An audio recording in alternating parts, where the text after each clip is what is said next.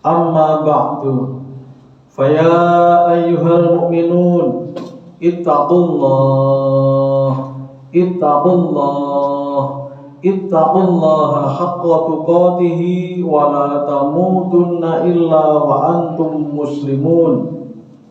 Qala Allah Ta'ala fi kitabil karim, a'udzu billahi minasy syaithanir rajim. Wa khuliqal insanu dha'ifa. Shadaqallahul adzim. Jamaah Jumat rahimakumullah, sebagai orang yang beriman, menjaga hubungan dengan Allah adalah mutlak wajib dilakukan.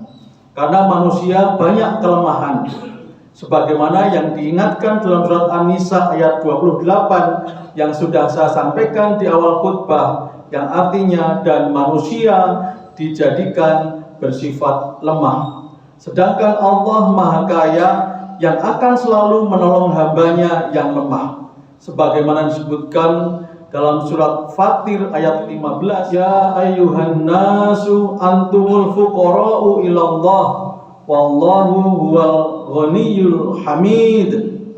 Wahai manusia, kamulah yang membutuhkan Allah, dan Allah dialah yang Maha Kaya, tidak memerlukan sesuatu dan maha terpuji. Dan ditegaskan dalam surat Insyirah ayat 8, wa ila rabbika farghab, dan hendaklah kamu selalu berharap kepada Tuhanmu saja. Selayaknya manusia menggantungkan harapan, cita-cita serta kebutuhannya kepada Allah, karena Allah sudah mengikrarkan punya sifat yang bernama As-Samad. Syekh Muhammad bin Shalih bin Utsaimin rahimahullah berkata, As-Samad maknanya adalah zat yang sempurna sifat-sifatnya, yang semua makhluk selalu membutuhkannya.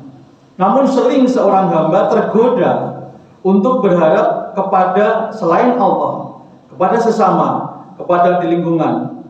Kemudian Allah mempunyai sifat cemburu apabila ada hamba yang menduakan, yaitu berharap kepada selain Allah. Dikatakan oleh Imam Syafi'i, agar manusia terhindar dari kekecewaan, dia harus selalu mengingatkan dirinya untuk menggantungkan harapan hanya kepada Allah saja. Ali bin Abi Thalib pernah memberikan nasihat, aku sudah merasakan semua kepahitan hidup, dan yang paling pahit adalah berharap kepada sesama manusia. Berharap pada Allah dalam segala situasi, ketika berdoa, ketika berikhtiar, bahkan ketika dalam kegagalan pun masih harus dijaga untuk tetap berharap kepada Allah. Profesor Dr. Imad Zuhair Hafiz, Profesor Fakultas Al-Quran Universitas Islam Madinah, menjelaskan tentang makna surat Insyirah ayat 8, yaitu dan senantiasalah menghadap kepada Allah dan serahkanlah segala urusanmu hanya kepadanya. Sedangkan penjelasan dari Syekh Abdurrahman bin Nasir As-Sa'di, pakar tafsir di abad 14 Hijriah, beliau menjelaskan Insyirah ayat 8 dengan dan hanya kepada Rabbmu lah semata hendaknya kamu berharap, yakni besarkanlah harapanmu agar doamu dikabulkan dan janganlah berpaling dari Tuhanmu.